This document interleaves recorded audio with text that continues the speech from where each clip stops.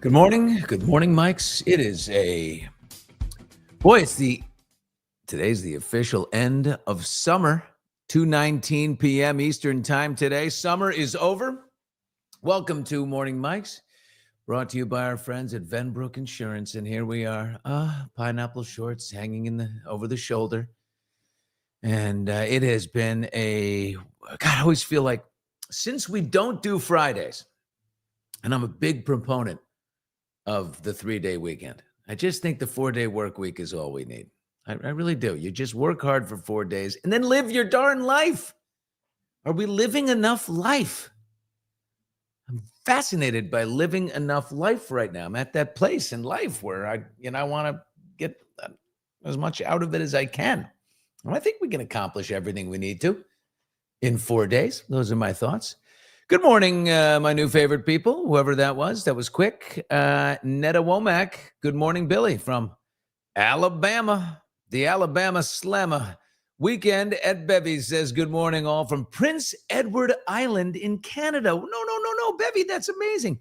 My great friend Dion Phaneuf is up there all summer long, and he's one of my good friends. He was a longtime player for the Toronto Maple Leafs and a great Canadian National Hockey League player. Terry Silva, good morning from Boston. I feel like we got a little hotbed going in Boston. I don't know. Must be all the Karen Reed stuff. Bless your heart. Blessed in Texas says, good morning, fellow Bushies. First time commenting and catch a live from the top, though I love to watch. Billy, please tell us about the statue with the horns behind you. That is a Zen bull. It's a bull, but a Zen bull. And we picked it up in Napa Valley for my birthday many years ago. Yeah, I'm kind of a bull. I got to bull my way through things, but I want to be a Zen bull. What's up, Bushman? London in the house. Hey, Mikey, what's going on? Oh, Mike. Another male. Darucci. Huh? Another male. Mike. Another man. We call him Hot Mike.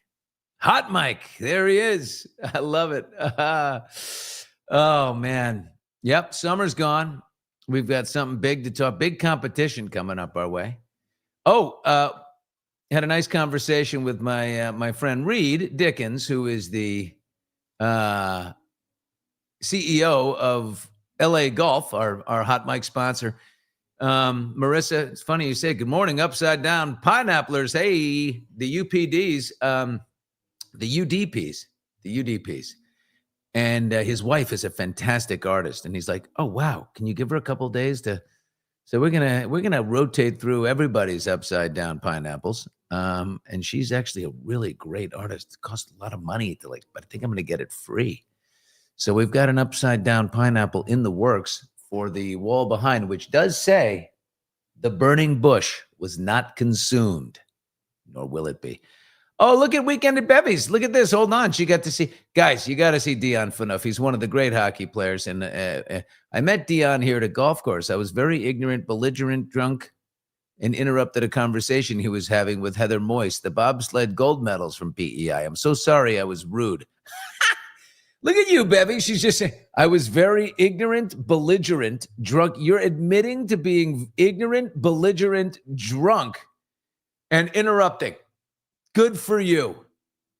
Yeah, we don't carry shame here, okay? We let that go. That's for sure. Mary Kate, happy Monday, everybody. Happy New Year to all of our Jewish friends. Oh, the Jewish New Year, absolutely. Lots going on this week in the United Nations. Canada and UK and Australia and Portugal all came out in support of the Palestinian state. The only support left is the United States, which is all Netanyahu needs, he said, to finish what they started, which is however you feel about that.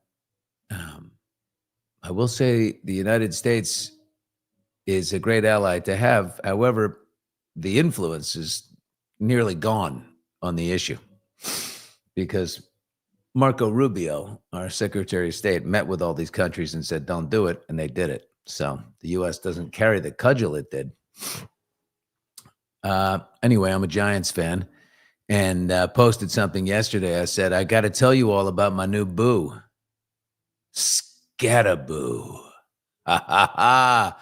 The only bright spot in New York Giants football in the entire tri-state area is Cam Scataboo, 23 years old. This kid is so exciting to watch.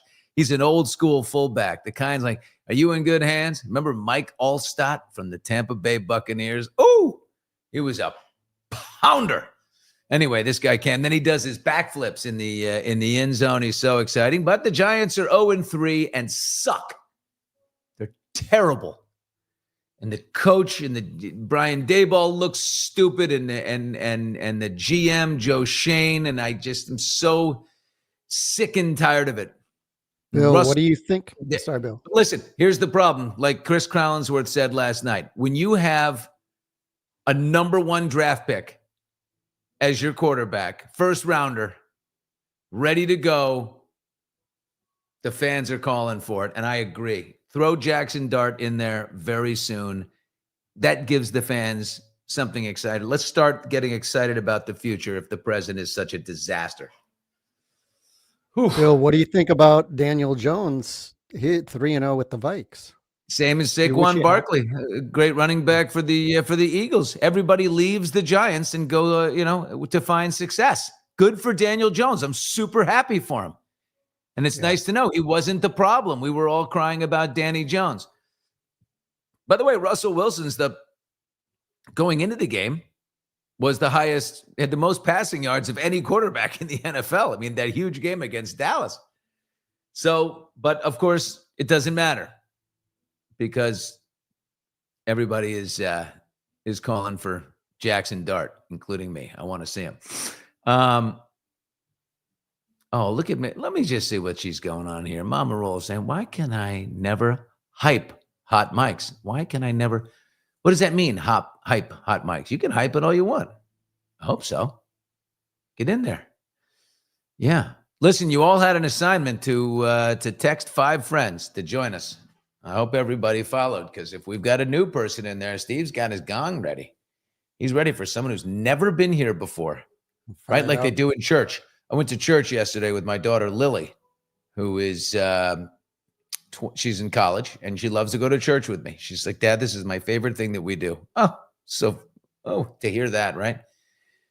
So we went to church yesterday, and then we go to this incredible Chinese food restaurant. We go to Chinese in Chinatown in LA. It's on the way back from church to her dorm or place where she lives with her friends. And we go to Yang Chow. Oh, it's been around since the 70s. Oh, my God. Ooh, it was so good. But in church, they always do at the end, if it's your first time coming and you want to give your life to Christ, everybody bow your head, please. And those people, raise your hand. It's so hard. And then I go like this. I like to peer around, see who's doing it. You're not supposed to. But I can't help it. I'm like, how many did we get today? Is there like 10? Maybe there's 50? I don't know. But always hands go up. And my pastor is a great guy, Chad Veach. And he's a really great speaker. You can check him out online sometime. It's called Zoe Church, LA. Bill, we should have him on the morning show some morning. Maybe do a Chad, he'll pop in. Yeah. He's so good, Chad.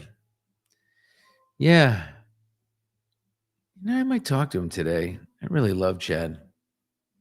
Anyway, gotta love your pastor. Anyway, speaking of church yesterday, of course, they did Charlie Kirk's funeral on Sunday in State Farm Arena in Glendale, Arizona, packed house. It was, I watched a bunch of it, and I will say, deeply moved by Erica Kirk. I don't know if Steve's got it queued up here, but the most amazing thing is she forgave Charlie's assassin, Tyler Robinson. Our Savior said,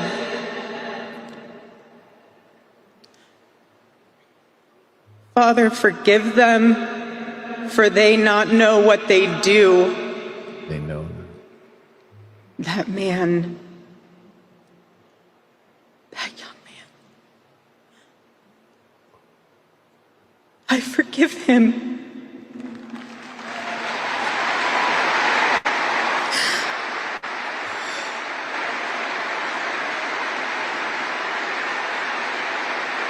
I forgive him because it was what Christ did and is what Charlie would do.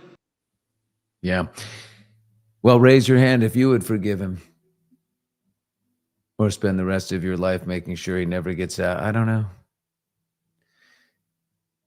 I get it. Erica talked about going to visit him. In her speech, she talked about going to visit Charlie. See him in the hospital. He was dead, of course, when she got there.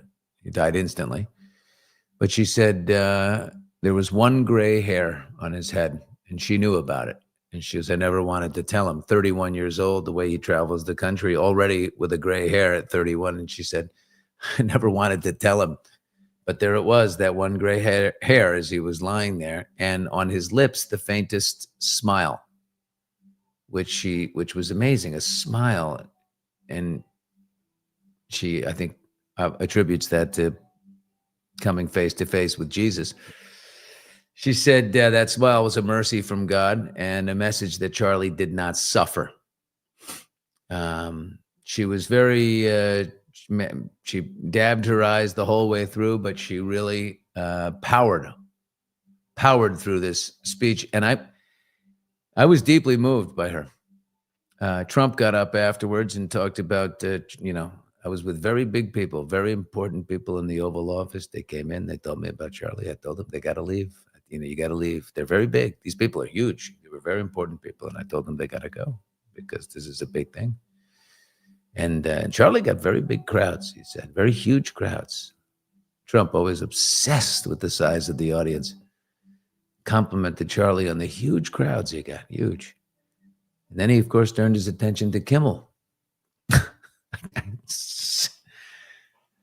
We'll talk about this later today. Hot Mics. We have a Hot Mics episode today that's going to be very deep on the funeral because it is a national moment in this country. And what we do is we focus on the zeitgeist, what's in the conversation, and we give our takes on that. And I got Adam Carolla is going to join us. So he's on Hot Mics today. And I love Carolla. And of course, we will go to Jimmy Kimmel from there. Trump talked about him at the funeral, but we're going to talk about him because it's big going on in Hollywood and what's happening. There's been conversations all week about the future of Jimmy within Disney.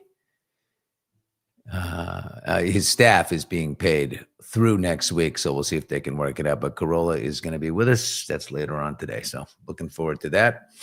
But, this is such a watershed moment in our country. You know what I mean?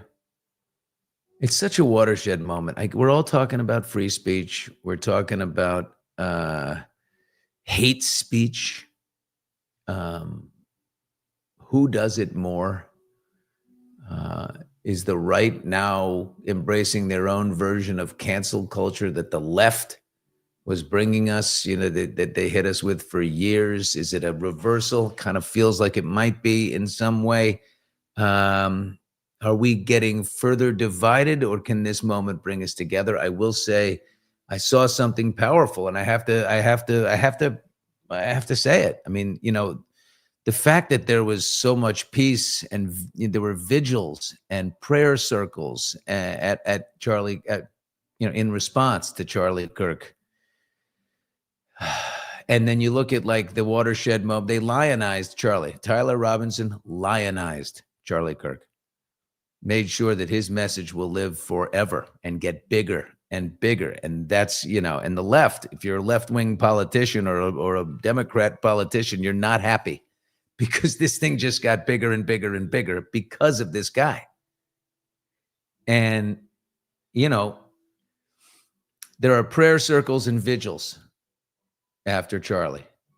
And then you look at like what happened with the left. I mean, what happened when they tried to lionize George Floyd and there were fires, arson, violence, car bombs, fighting, looting stores. And it's like, the Democrats have got to find their way. They got to find their footing. Just got to say that. And we'll leave it there. And anyway, lots to do today on Hot Mics. That's for sure. Good morning from Rhode Island. Did you know I went to school in Rhode Island? I went to a little boarding school there with Tucker Carlson and Julie Bowen. I've told you this before. Hey, Andrea Picozzi. Hi, how you doing? A lot of beautiful Italians in Rhode Island. Yeah, I went to St. George's in Newport and loved it. Loved it. Yeah. You know who's in the house right now? Pensacola, Florida. My cat's name is Karen. We love Pensacola. The Redneck Riviera down there, very close to that. Daytona, what is it? Destin, Florida is the heart of the Redneck Riviera. Tampa, Florida. There you go. Beautiful Tampa. Lisa, wait. No, that's not Lisa. Lisa, who went on the cruise, our field reporter to report back on upside down pineapples on cruise ships. We still don't know what happened to her. I hope to God she's okay. Do we need to send a good morning, Mildred? Oh, our Lisa is MIA. That is absolutely correct. I don't, you know what I'm going to say? I'm going to say it. Not to be catty. She is not our Lisa anymore. Oh, I just did it.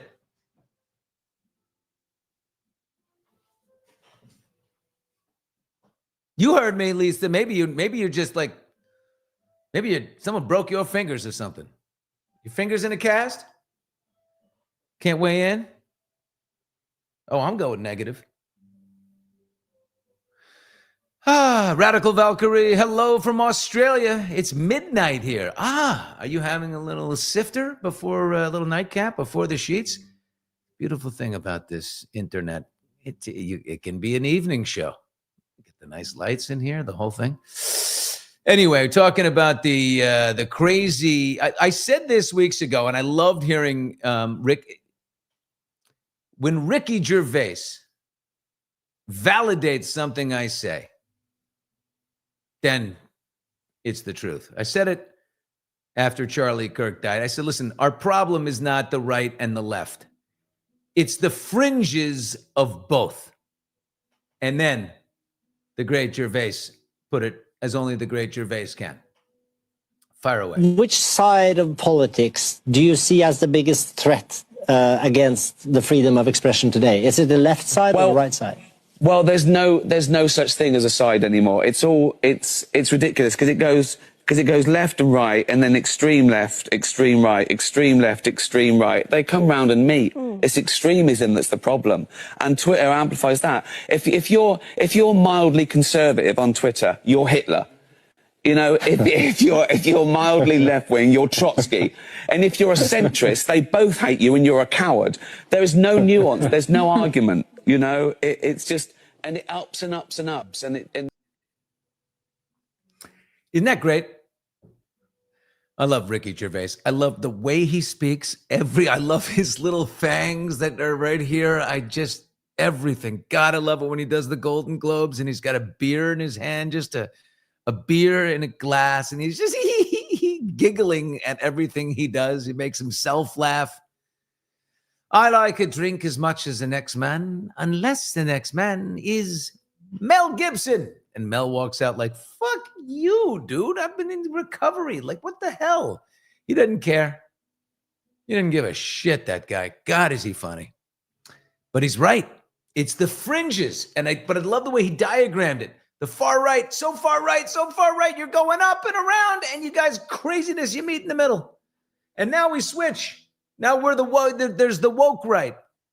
And the left is like, hey, look at these cancel culture people. Like, we just keep switching.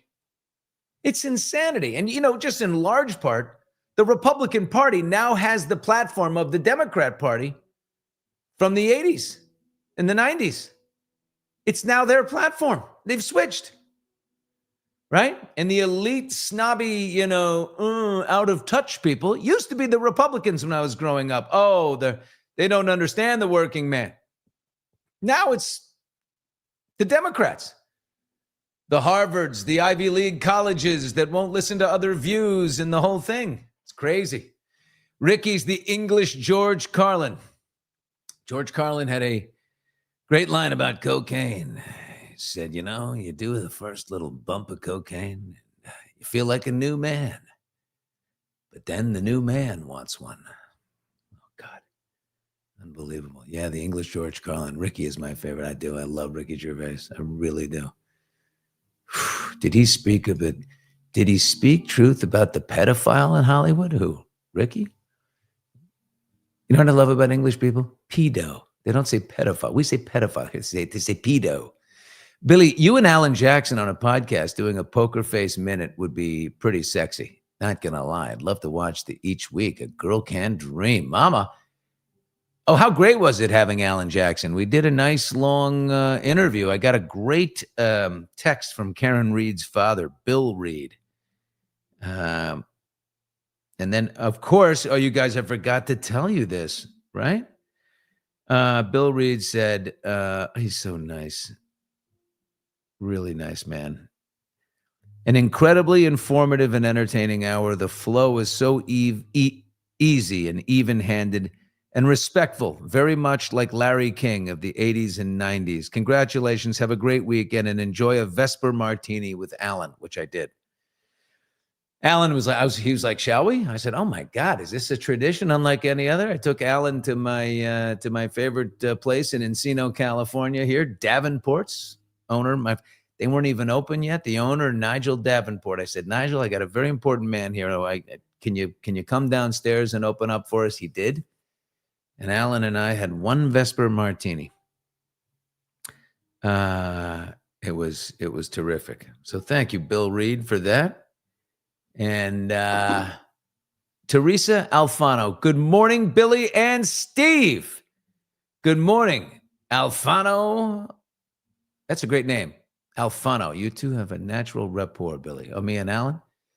Yeah, it's the job, man. Establish rapport and get a good conversation. I really like Alan. We talked about his new case. Have you guys read? I'm going to be all over that. It's really, really, really. And he did not hold back.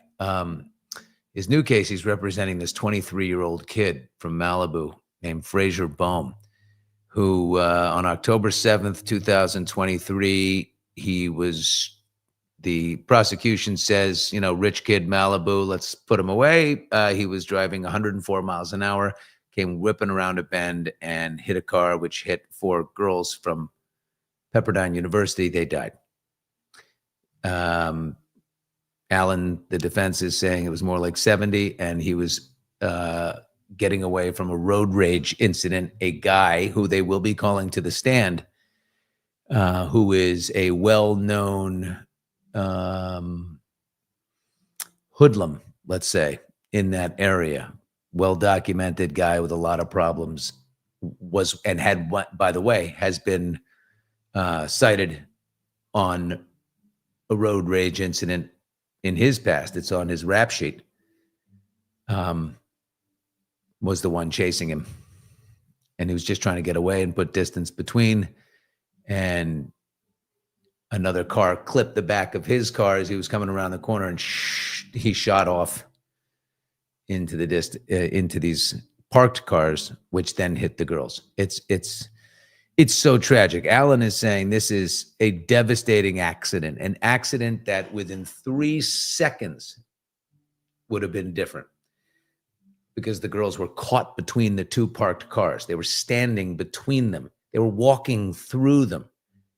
2 seconds later, they wouldn't have been caught between the 2 cars. It was like the worst sliding doors you can think about. So Alan's got his hands full, and I'm like, Alan, I think, you got to get to the families. And like, I find there's, like, if you look at Erica Kirk, spending your life trying to put away, if you see that the kid is like, it's truly a horrible accident, and that he's a good person. He was sober. There was nothing going on. It was late, but he wasn't drunk. Maybe in that forgiveness, you fill up your own life. think about how godly that is to forgive. I don't know, but I think I don't think this is legal. I told him, I think this is spiritual. Connect with the families. Forget about the jury. Forget about, I don't know, because they are hurting so badly. But if they may find new life in forgiving this boy and giving him his life. Because already mentally and emotionally, he's got to be screwed forever. Knowing that anything you did led to the death of 4 people, 4 beautiful girls going to college. Oh my God, this case is going to be so heavy. But we're going to do it because we know Alan and we know the DA. I know the DA. We've had him on hot mics a couple of times. Nathan Hochman. He's the one that was very much against the Menendez brothers getting out. He's the new DA. The last DA is the one who put the charges on Frazier Boehm. He was trying to, according to Alan, he was, George Gascon. He was a very unpopular DA, and he was trying to show everybody how tough he was on crime because he's let every looter during COVID and the George Floyd moments, every looter in the world got out. Nobody served time. And Gascon got his ass kicked. So he's worthless. Sister Wendy, is that the same spot that Caitlyn Jenner had her accident? Well, it's called what is it called? Dead Man's Curve. It's a very tight turn in Malibu that has had nothing but accidents. I say do some excavation and straighten it out. How about that? It's like, oh, the Bermuda Triangle. Everybody, avoid it. Oh, man. Okay, what do we get? Oh, Bill, it does look like it. Bill, it does look like it is the same. That is Caitlyn's. I know that was a long time ago. I think she was right. I just looked it up. What does this say? No stealing exclusive content. So Bushman doesn't get the views, stooge. What the hell does that mean, Joey? Steve, you put that up. You better explain it. What does that mean? No stealing exclusive content, so Bushman doesn't get the views, stooge. He's defending us. Yes. What? Steve, if you're going to put that up, it has got to you has to connect through the English language. I don't think that I put that up, to be honest, but I can understand the Mendez brothers. I know that means Menendez because none of us can, we don't have time to fix, I get that. I think it's somebody, I think somebody's streaming our whole show and our crew's looking out for us is what it is, Bill, which happens. Someone stealing our show? They take the show and restream it. If someone's doing you're not it, allowed to do that. Which does happen. Yeah, you're not supposed to be doing that. Call Alan Jackson. Hey, Alan, can you squeeze in one more? I know you got the civil trial for Karen. Exactly. Well, listen, if they're restreaming the thing, I hope the subscribers come back to us. Exactly. We'll look into that. I have a lawyer, and his name is Bob Lang, the Langer. Big time. We love the Langer, don't we? He's also my martini buddy. I was just going to say. The crazy thing is when you're. What's the craziest thing is when your lawyer is like you're like, hey Bushman, it's Martini Monday, and I'm like, you're my lawyer. No, you don't. You're supposed to be saying stay in. Oh, it's so funny. Steve and Billy have fresh haircuts. Well, mine's from a couple weeks ago. I had to take down that crazy ass mane that was going on.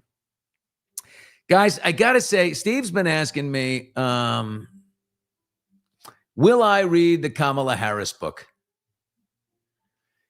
It's coming out. Is it come out tomorrow? Yep, tomorrow. It's out tomorrow. 107 Days, it's called, by Kamala Harris. Here are the highlights. I hope this is cleansing for her. 107 Days by Kamala. She says, on letting Joe Biden and Jill Biden, mostly Jill, I think, decide on their own about him running again. She says, in retrospect, I think it was recklessness. We were all too loyal. We just let them decide on their own. Because she said the stakes were simply too high. This wasn't a choice that should have been left to an individual's ego, an individual's ambition. It should have been more than a personal decision. Okay. Then she said the Biden team committed to not helping her. They were like, we're not going to help her. Wow, so much cattiness between the two. Remember how proud Joe Biden was when he stood up and said, I'm going to pick a woman as my vice president. And guess what? A black woman. Aren't I great? Look at me. Inclusive and I'm so liberal. Look at my credentials. A black woman, I'm going to do it. Oh, great. And he chose between four people, the mayor of Atlanta, Rice, national security advisor and Karen Bass, who's the mayor of LA right now. And as if that's what the country, this is why these people who look through the lens of race, like what, why is that so important to you, Joe? How about someone who can take over the job? And if it happens to be a black woman, great, Joe. That's some beautiful icing on the cake for your own sense of decency or whatever it is. This country needs an effective leader who can take over right away. And that was not Kamala Harris. 100% not Kamala Harris. I've never seen a less impressive candidate for president than Kamala Harris. I gotta say it. When the polls indicated that I was getting more popular, she says, the people around Joe didn't like the contrast that was emerging. I think she's seeing a version of events that wasn't quite there. None of them grasped that if I did well, he did well. That given the concerns about his age, my visible success as his vice president was vital. It would serve as a testament to his judgment in choosing me and reassurance that if something happened, the country was in good hands. My success was important for him. He never believed in you. He chose you for your race and your gender. And then when it came time to get behind you, he didn't say, oh, okay, bye. Maybe she wasn't the best choice as a person. On his worst day, she goes on about Joe and whether or not his age was a real factor. She said, on his worst day, he was more deeply knowledgeable, more capable of exercising judgment, and far more compassionate than Donald Trump on his best. Ooh, there you go, a little fire. But at 81, she said, Joe got tired. Kamala says she will not run for governor this time around. Probably smart. I'm sure she did a little research and found out she is tremendously unpopular. When she ran for president in 2020, she had to drop out very quickly because she was running like 7th place or something she had 7% support in California where she was a senator. And if you get 7% in California, you better drop out before it gets really embarrassing. So out she goes. She won't run for governor, but she's holding the door open for another presidential run. Oh, the delusion. Once you get a little sniff of the power. I don't know. George W. Bush couldn't wait to walk away. He couldn't wait to walk away. Oh, he's painting up in his studio. He wants nothing to do with it. But some people get so intoxicated on the power. She got a whiff. Kamala, you will never, ever win. You will never be president. Don't do this to yourself. Get your ego in check. Oh. You will not raise $1. In Joe's speech, she laments in the book that in his speech about stepping down, it was 11 minutes long. He didn't mention her until 9 minutes long. The smartest thing I ever saw Kamala do, the most effective thing I ever saw her do, was galvanize support as the candidate immediately.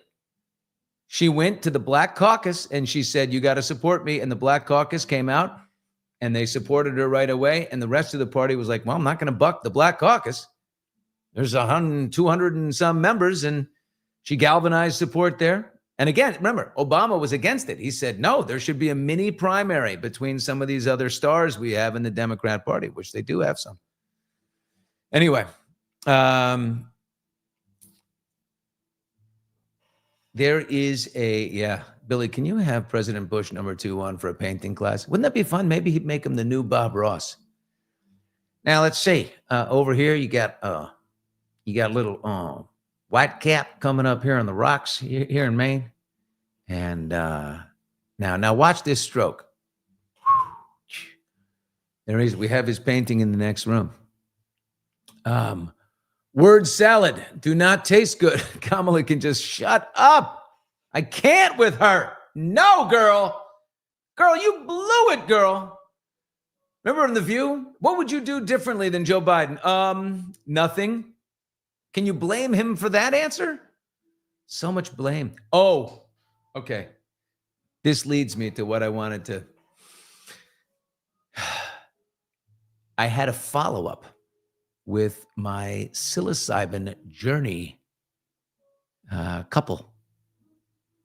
Remember, they're a couple. They're older people in the 70s. And we spoke. And I'm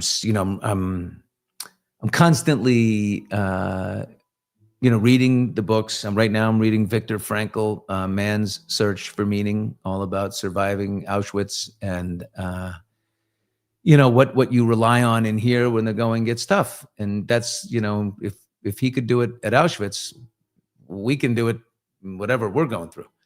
They gave me a list of like 20 books, and this was a follow-up call from the psilocybin journey to stay on the path. And boy, it was really helpful because I said, listen, I'm remembering every encounter I had on the journey with my father, my mother, my brother, my ex-wife, a woman that I loved, and then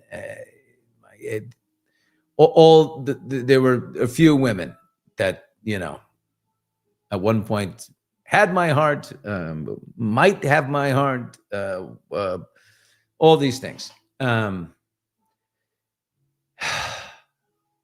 Well, so, and all my daughters, of course. And he said, look, keep reading these books and focus entirely on the future. You, Billy, need to have 2 feet in the future, not one in the future and one in the past. All the old stories we tell ourselves, we all do it. We tell ourselves these stories over and over again. And they're in the past. Let it go. You know what that means? No more NBC. No more, the marriage fell apart, but this is who did and who did that and this and that.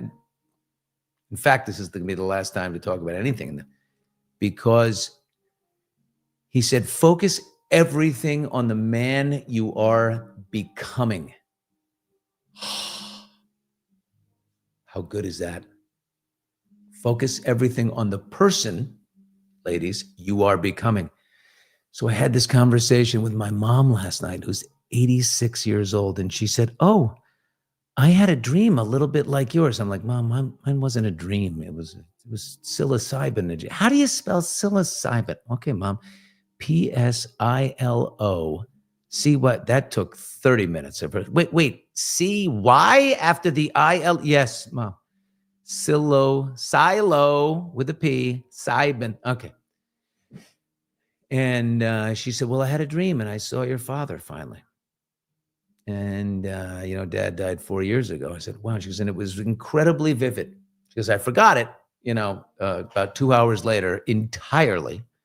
But I needed to have a connection with your dad. And it was about kind of what I saw between Mom and Dad. And, Dad's old school. He came from, his father was, old school senator. His mom was like the saint of the town. And, they grew up very sort of rigid, patrician kind of. I don't think there was a lot of like emotional expression, right? The kinds that we do today. Like my daughters would be like, oh God, he's too much. He's too much.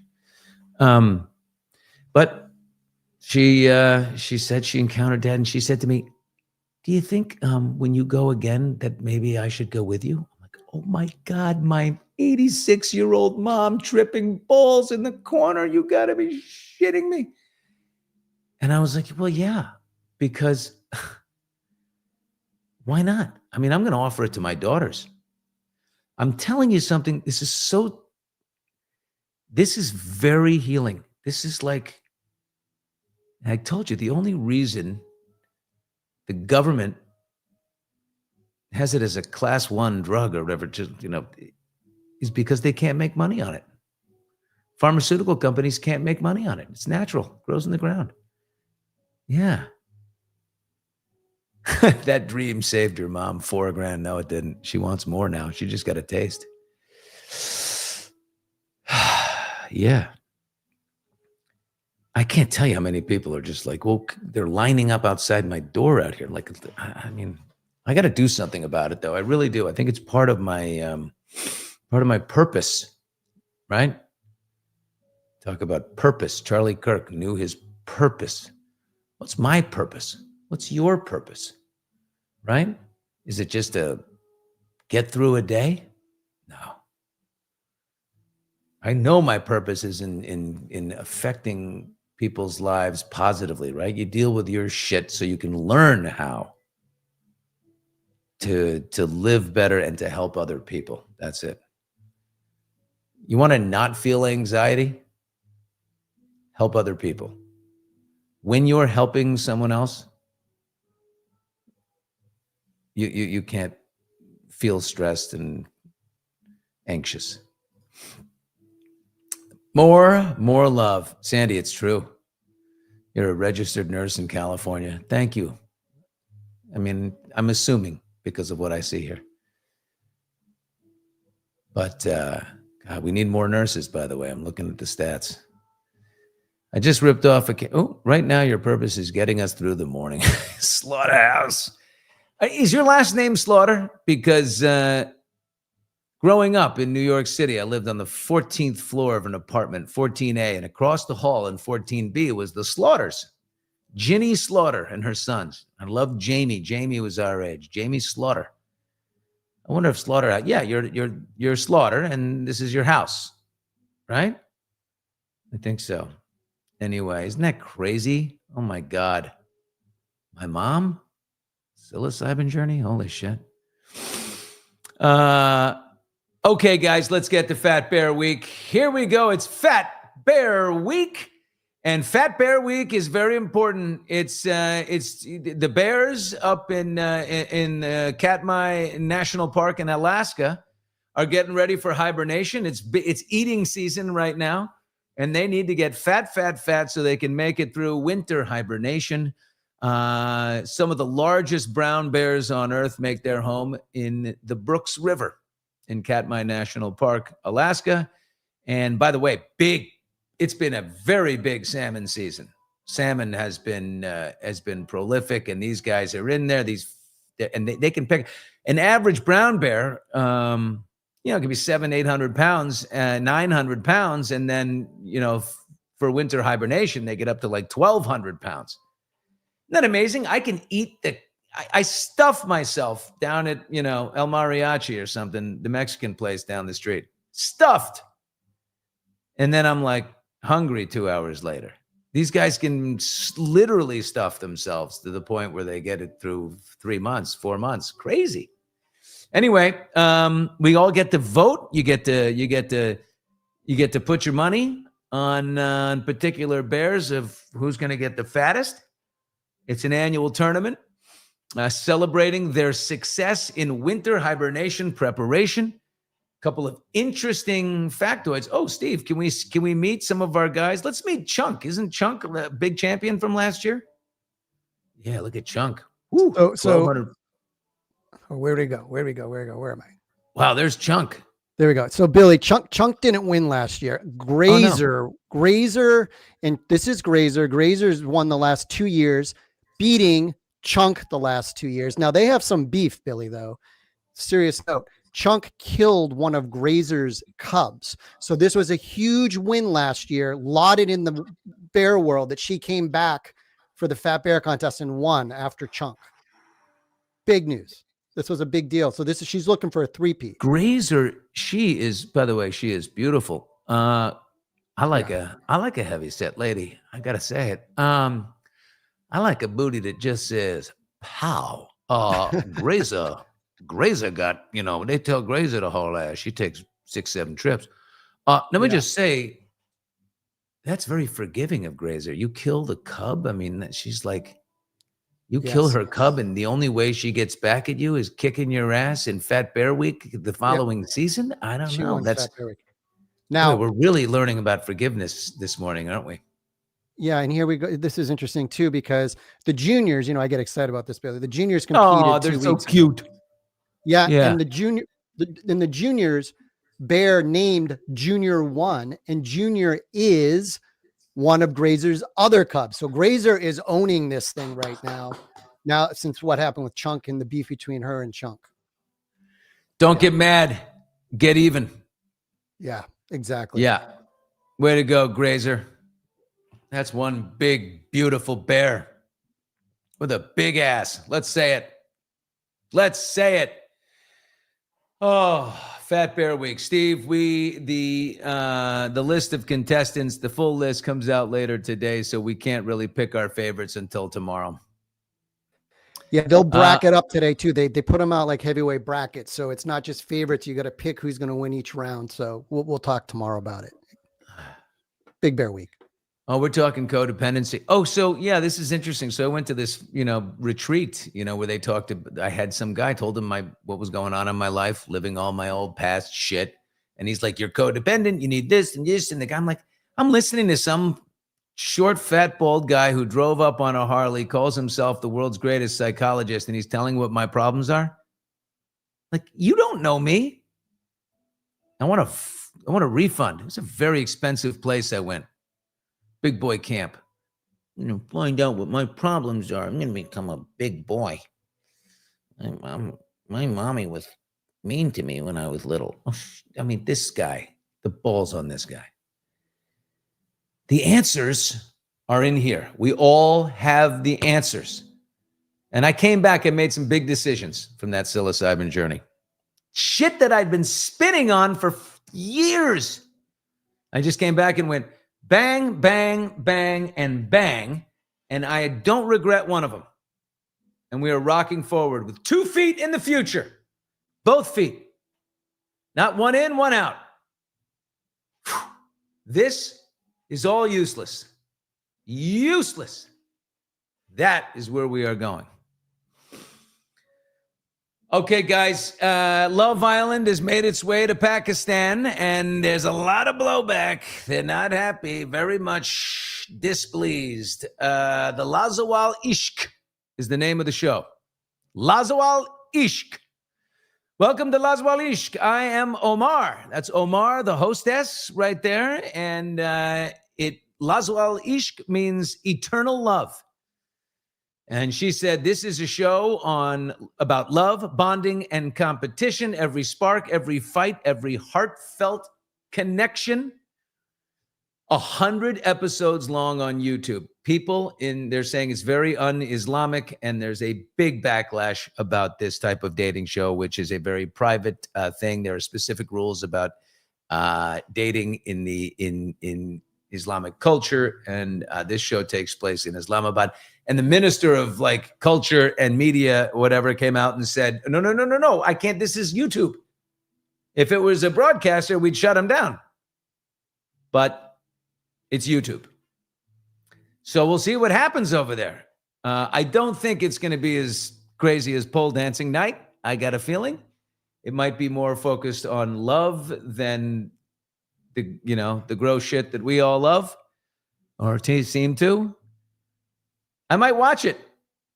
I'd rather see one about love and courtship than putting your big old ass on a pole and oof. Less is more, folks, right? In the world of courtship and dating, right? Take your time. Slow. No need to get to the action. I find myself I've got friends who are single now. A lot of people are single, But the friends of mine that are also single, like, dude, we're checking out the this, we're going for the this, we're gonna get some of then. I'm like, how old are you? I can't do it. I'm like, no, I'm not going out to try and meet someone and hook up with them. I'm 50 fucking 3. It's weird. I'm an older guy. Like, this is nuts. And by the way, I'm like, and I don't want, and by the way, I'm not to, but one thing that Charlie Kirk did was talk about, Megyn Kelly put out an incredible video of him talking to porn stars and OnlyFans girls in a room. And he's like, I think you'll be happier if you don't do this. Like, wow. I agree. Less is more. Take your time. Courtship, relationship. I'm 51. You'd never know it. Danielle, you are a bobcat. Absolutely not a chance could you be 51. Slow your roll. Yeah, slow your roll, JBZ. I like that. The Bushman is on fire today. I'm laughing so hard. Thank you. I love hot mics. Yeah, and you don't love it if you're going lowercase. If you launch into uppercase, then I can hear you. I can hear you all the way from Vermont.